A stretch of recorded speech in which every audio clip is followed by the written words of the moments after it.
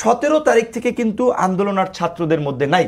রাজনৈতিক দলগুলো ফুল দমে ইনগেজ হয়ে গেছে। এখন বলতে গেলে অনেকে জাতীয় বেইমান হবে, এখন অনেকে বিপ্লবী সেজেছে। আমি নিজে কথা বলেছি, আমি ডিজিফাইড ভাইদেরকে অনুরোধ করবো তাদের কাছে আমাদের সমস্ত কল রেকর্ডগুলো আছে, কাদের সাথে 17, 18 তারিখ, 19 তারিখ রাত পর্যন্ত গ্রেপ্তার হওয়ার আগ পর্যন্ত কথা বলেছিলাম, সেই রেকর্ডগুলো আপনারা ইউটিউবে ফাঁস করে দেন, আপনারা নিজেরা সংগঠিতভাবে না করে, যে দেখতে পারবেন কোন নেতা সেদিন কি বলেছিল। আমরা যখন বলছিলাম ভাই শেখ হাসিনা এইভাবে 400, 450 মানুষ হত্যা করে যদি ক্ষমতায় থাকে, আপনার আমার এই দেশে রাজনীতি করার অধিকার থাকবে না।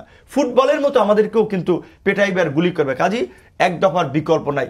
তারা পরিষ্কার বলেছিল না এক দফার মধ্যে আমরা নাই। কিসের এক দফা? ছাত্ররা কোটার দাবিতে নামছে, কোটা।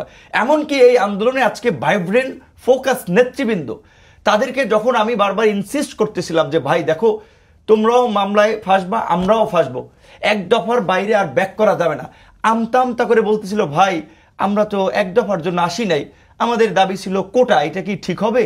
আমাদের এই মামলার দায়ভার কেন নেব? ছাত্ররা সে সময় বলেছিল ভায়োলেন্সের দায়ভার আমরা নেব না, সহিংসতার সাথে আমরা জড়িত না। এদের দায়রাতে তারা চেষ্টা করেছে না, ডিবি কার্যালয়ে তারা আন্দোলন এক প্রকার স্থগিত করার ঘোষণা দিয়েছিল না। বাইরে থেকে যে আন্দোলনটা চলেছে রাজনৈতিক দলের পৃষ্ঠপোষকতায়, নেতৃত্বে, নির্দেশনায় চলেছে, এবং সেখানে বিএনপি চেয়ারম্যান জনাব তারেক রহমান লন্ডন থেকে আমাদের সাথে অনেক জনের যোগাযোগ করেছে, রসদ, এটা বলা উচিত নয়, ওইভাবে ফাইন্যান্সিয়ালি বিভিন্নভাবে বুদ্ধিভিত্তিক সহযোগিতা করেছে। তো কাজে এখন সেই ছাত্ররা কেন রাজনৈতিক দলের বাইরে তারা এই যে তাদের মনমতো একটা সরকার গঠন করতে প্রধান উপদেষ্টাকে বাধ্য করলো? তাদের উচিত ছিল একটা জাতীয় সরকার করা, এই জাতীয় সংকট, জাতীয় দুর্যোগ সবাইকে নিয়ে মোকাবেলা করা।